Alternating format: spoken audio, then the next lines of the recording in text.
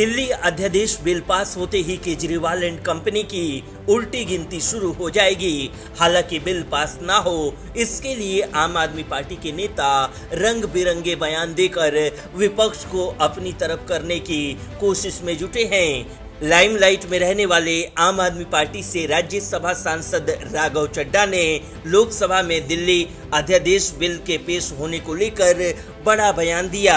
उन्होंने कहा कि दिल्ली वाले सीएम अरविंद केजरीवाल से बहुत प्यार करते हैं, इसलिए ही 10 साल से उन्हें हर बार वोट देते आए हैं। ये राष्ट्र विरोधी बिल है। जो इस बिल के समर्थन करेंगे, देश उन्हें राष्ट्र विरोधी के नाम से याद रखेगा। जो बिल के खिलाफ हैं, वो देशभक्त कहलाएंगे। राज्यसभा सांसद राघव चड्ढा ने विपक्षी दलों के गठबंधन इंडिया को लेकर कहा कि सभी सांसद एकजुट हैं। राज्यसभा में कांटे की टक्कर होने वाली है। हम देश के संविधान और लोकतंत्र को बचाने के लिए ये लड़ाई लड़ेंगे। उन्होंने कहा कि ये मात्र एक छोटे से बिल पर मतदान की बात नहीं है, बल्कि ये एक धर्म युद्ध है, जिसमें धर्म हमारे साथ है और अच्छाई हमारे साथ है, सत्य हमारे साथ है। अधर्म, बुराई और असत्य बीजेपी के खेमे में है। और जब धर्म आपके साथ हो तो इस ब्रह्मांड की तमाम शक्तियां जिताने में लग जाती है। वहीं राघव चड्ढा ने कहा कि दिल्ली के लोगों को गुलाम बनाने के लिए, उनका लोकतांत्रिक अधिकार छीनने के लिए बीजेपी ये कानून लेकर आई है। वहीं आपके एक और नेता संजय सिंह ने भी बिल को लेकर बड़ा बयान दिया। उनका कहना है कि देश के संविधान और लोकतंत्र का गला घोटा जा रहा है। राज्यसभा में ये बिल गिर जाएगा। संजय सिंह ने दावा किया कि राज्यसभा में विधेयक के विरोध में मतदान करने वाले दलों के पास पर्याप्त संख्या बल है। उन्होंने दिल्ली अध्यादेश को विधेयक सुप्रीम कोर्ट के फैसले, संविधान और देश के संघीय ढांचे के खिलाफ बताया। ब्यूरो रिपोर्ट, न्यूज़ चौक। बीजेपी के फायर ब्रांड नेता सुधांशु त्रिवेदी विरोधियों के होश उड़ाने के लिए अकेले काफी हैं। सुधांशु त्रिवेदी के पिटारे में कांग्रेस और दूसरे दलों के कारनामों का पूरा चिट्ठा रहता है। अब सुधांशु त्रिवेदी ने लाल डायरी को लेकर राजस्थान की गहलोत सरकार पर हमला बोला है। उन्होंने कहा कि हर दिन भ्रष्टाचार, अपराधीकरण और महिलाओं के साथ दुष्कर्म जैसी शर्मनाक घटनाओं के लिए बार बार उभर कर आते हुए राजस्थान सरकार के कारनामों में अब एक नया काला अध्याय जुड़ गया। ये काला अध्याय लाल डायरी से संबंधित है। ये लाल डायरी पिछले कई दिनों से चर्चा में बनी हुई थी। इस लाल डायरी को लेकर राजस्थान विधानसभा में फिजिकल मैन हैंडलिंग तक हुई और अब इस लाल डायरी के काले पन्ने भी एक एक कर सामने आने लगे हैं। सुधांशु त्रिवेदी ने कहा कि अभी तक उसके जो पन्ने सामने आए हैं, उससे कांग्रेस के अंदर और सरकार के द्वारा राजस्थान क्रिकेट एसोसिएशन के साथ पैसे के लेन देन की बात भी सामने आई है। लाल डायरी में राजस्थान के मुख्यमंत्री जी के कारनामे भी सामने आ रहे हैं। उन्होंने कहा कि ये विषय राजस्थान सरकार के मंत्री ने विधानसभा के पटल पर उठाया है। एक मंत्री का सदन के पटल पर दिया गया बयान सबसे प्रामाणिक माना जाता है। अशोक गहलोत सरकार में मंत्री राजेंद्र गुड़ा ने आरोप लगाया तो उन्हें चंद घंटों में बर्खास्त कर दिया गया। सुधांशु त्रिवेदी ने कहा कि कैबिनेट मंत्री सरकार का होता है, सरकार का हिस्सा होता है। उसके बयान से ज्यादा प्रमाणित तो और कुछ नहीं हो सकता। गौरतलब है कि सुधांशु त्रिवेदी अपने बयानों के लिए हमेशा जाने जाते हैं। इससे पहले उन्होंने दिल्ली सरकार और केजरीवाल पर भी कई बड़े खुलासे किए थे और इस बार सुधांशु त्रिवेदी ने कांग्रेस का पर्दाफाश किया है, जिस पर बवाल मच सकता है। ब्यूरो रिपोर्ट, न्यूज़ चौक। दिल्ली अध्यादेश बिल पर आम आदमी पार्टी और मुख्यमंत्री अरविंद केजरीवाल की तिकड़मबाजी काम नहीं आई। सीएम केजरीवाल, उनके विधायक, सांसद सबने पूरा जोर लगा लिया, लेकिन उसके बाद भी लोकसभा से दिल्ली अध्यादेश बिल आराम से पास हो गया। लोकसभा में पास होने के बाद अब इस बिल को सोमवार को राज्यसभा में पेश किया जाएगा। दरअसल अरविंद केजरीवाल लंबे समय से अलग अलग राज्यों में जाकर विभिन्न पार्टियों से इस बिल बिल के खिलाफ समर्थन जुटाने की कोशिश में लगे हुए थे।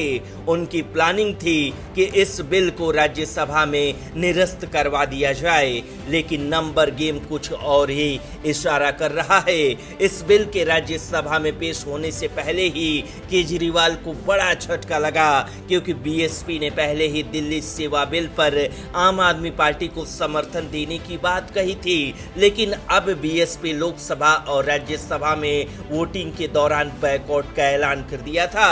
उधर ओडिशा की सत्ताधारी बीजेडी और टीडीपी ने इस बिल पर केंद्र सरकार का समर्थन करने का ऐलान किया।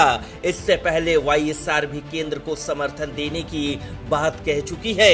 अगर बहुमत के आंकड़े की बात करें तो बीजेपी के पास राज्यसभा में भी जादुई नंबर है, जिसके चलते इस बिल को हरी झंडी मिल जाएगी। राज्यसभा में सांसद 229 हैं, बीएसपी का राज्यसभा में एक सांसद है। ऐसे में बीएसपी बायकॉट करती है तो सांसद होंगे 237, जबकि बहुमत के लिए 119 सांसदों की जरूरत पड़ेगी।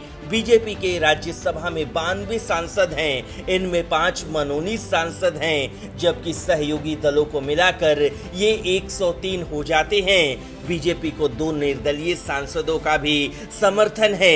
इसके अलावा दिल्ली सेवा बिल पर वाईएसआर, बीजेडी और टीडीपी ने केंद्र का समर्थन करने का ऐलान किया। बीजेडी और वाईएसआर कांग्रेस के राज्यसभा में 9 सांसद हैं, जबकि टीडीपी का 1 सांसद है। ऐसे में बीजेपी को आसानी से बहुमत मिल जाएगा। विपक्षी दलों के गठबंधन इंडिया के पास 109 सांसद हैं। उधर लोकसभा में इस बिल के पास होने के बाद दिल्ली के सीएम अरविंद केजरीवाल आग बबूला हो गए हैं। उन्होंने कहा कि हर बार बीजेपी ने वादा किया कि दिल्ली को पूर्ण राज्य का दर्जा देंगे। 2014 में मोदी जी ने खुद कहा कि प्रधानमंत्री बनने के बाद दिल्ली को पूर्ण राज्य का दर्जा देंगे, लेकिन आज इन लोगों ने दिल्ली वालों की पीठ में छुरा घोंप दिया। उन्होंने कहा कि आगे से मोदी जी के किसी बात पर विश्वास मत करना, जबकि विधेयक पर बहस के दौरान गृह मंत्री अमित शाह ने साफ कर दिया था कि केंद्र सरकार के पास केंद्र शासित प्रदेशों पर कानून बनाने की शक्ति है और दिल्ली एक केंद्र शासित प्रदेश है। केंद्र को इसके लिए नियम बनाने का भी पूरा अधिकार है। ब्यूरो रिपोर्ट, न्यूज़ चौक। फरवरी से तिहाड़ जेल में बंद दिल्ली के पूर्व उप मुख्यमंत्री और आप नेता मनीष सिसोदिया की मुश्किलें कम होने का नाम नहीं ले रही। एक तरफ बाहर केजरीवाल दिल्ली अध्यादेश पर केंद्र से लड़ाई लड़ रहे हैं, तो दूसरी तरफ पूर्व उप मुख्यमंत्री मनीष सिसोदिया शराब घोटाले में फंसते जा रहे हैं। अब सुप्रीम कोर्ट ने शुक्रवार को कथित भ्रष्टाचार और मनी लॉन्ड्रिंग मामलों में जेल में बंद दिल्ली के पूर्व उप मुख्यमंत्री मनीष सिसोदिया की अंतरिम जमानत पर कोई भी निर्देश देने से इनकार कर दिया। कोर्ट ने कहा कि अंतरिम राहत और नियमित जमानत अर्जी पर सुनवाई 4 सितंबर को होगी। कोर्ट ने मामले को स्थगित करते हुए आदेश दिया। सिसोदिया की ओर से पेश होते हुए वरिष्ठ अधिवक्ता अभिषेक मनु सिंघवी ने शीर्ष अदालत से सिसोदिया को उनकी बीमार पत्नी से मिलने के लिए अंतरिम जमानत देने का आग्रह किया और कहा कि ये मानवीय और वास्तविक मुद्दा है।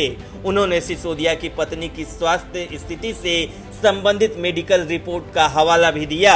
पीठ ने टिप्पणी की, दूसरा पक्ष कह रहा है पत्नी पिछले 23 साल से बीमार है। जब हम नियमित जमानत पर सुनवाई करेंगे तो हम इसे उठाएंगे, हम इसकी जांच करेंगे। अतिरिक्त सॉलिसिटर जनरल एसवी राजू को जवाब देने के लिए 2 हफ्ते का समय दिया गया। 14 जुलाई को सुप्रीम कोर्ट ने एक नोटिस जारी किया था और आम आदमी पार्टी के वरिष्ठ नेता द्वारा दिल्ली हाई कोर्ट के उन आदेशों को चुनौती देने वाली याचिकाओं पर जांच एजेंसियों से जवाब मांगा था, जिसमें उन्हें सीबीआई और ईडी मामले में जमानत देने से इनकार कर दिया गया। 3 जुलाई को दिल्ली हाई कोर्ट की एक खंडपीठ ने मनीष सिसोदिया को ये कहते हुए जमानत देने से इनकार कर दिया था कि वो धन शोधन निवारण अधिनियम के तहत जमानत देने की दोहरी शर्तों और ट्रिपल टेस्ट को पूरा नहीं कर पा रहे हैं। 7 जुलाई को ईडी ने कहा कि उसने दिल्ली शराब नीति मामले के सिलसिले में मनीष सिसोदिया, उनकी पत्नी और कुछ अन्य व्यक्तियों की 52.24 करोड़ रुपए की संपत्ति कुर्क की है। बता दें कि इस साल 26 फरवरी को सीबीआई ने सिसोदिया को गिरफ्तार किया और फिर ईडी ने 9 मार्च को उन्हें गिरफ्तार कर लिया। तब से सिसोदिया तिहाड़ जेल में बंद हैं। ब्यूरो रिपोर्ट, न्यूज़ चौक।